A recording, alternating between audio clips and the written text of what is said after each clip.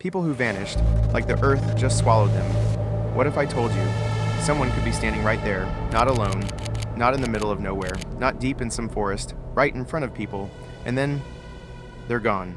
So what's your first guess? They ran away, they got kidnapped, some weird misunderstanding? Fair enough. The problem is, none of those explanations really fit the stories you're about to hear, because these people disappeared and left behind way more questions than answers. The first story might be the simplest one, or maybe the creepiest. There was a man named Owen Parfitt. He was old, and he could barely move around on his own, so we're not talking about someone who could just get up and vanish. One day, he was sitting outside his house. Neighbors saw him, his family saw him. Everything seemed completely normal. Then some relatives went inside for a few minutes. That's it, a few minutes. When they came back, the chair was still there. Owen wasn't, gone.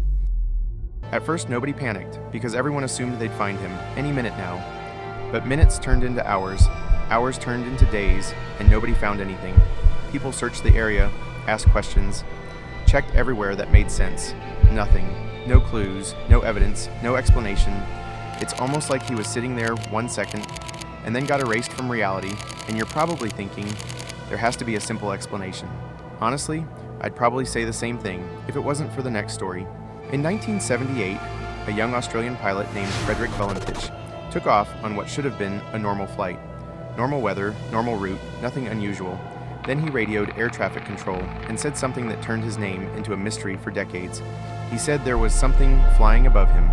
At first, nobody thought much of it. Maybe another aircraft. Maybe he was mistaken.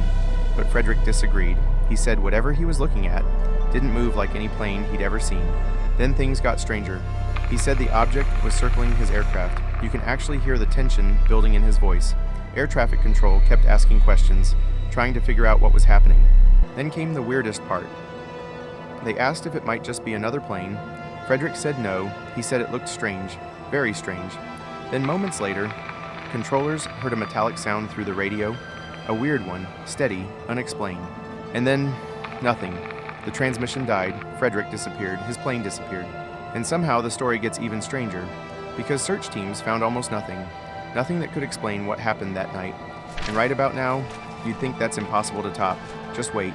Because the next story has something the others don't, a famous name, a powerful family, and thousands of people trying to solve the mystery.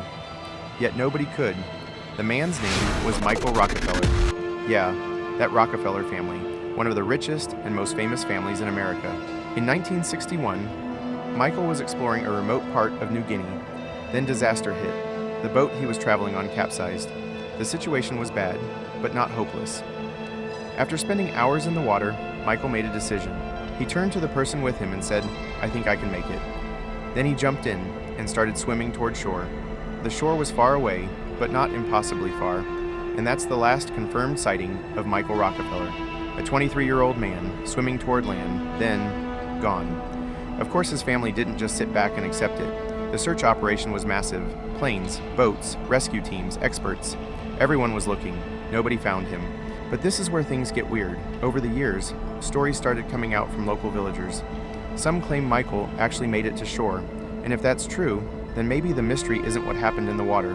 Maybe the mystery is what happened after he survived, and even today, nobody has a confirmed answer, no final proof, no explanation everyone agrees on. And honestly, that's the part that bothers me the most. These aren't ghost stories, they're not horror movies, and they're not legends. These were real people, with real lives, real families, real friends. Then one day, they were just gone. Some of them didn't leave behind a single clue. So maybe the question isn't, where did they go? Maybe the real question is, how many unbelievable things have actually happened in this world that we'd call impossible if nobody had written them down?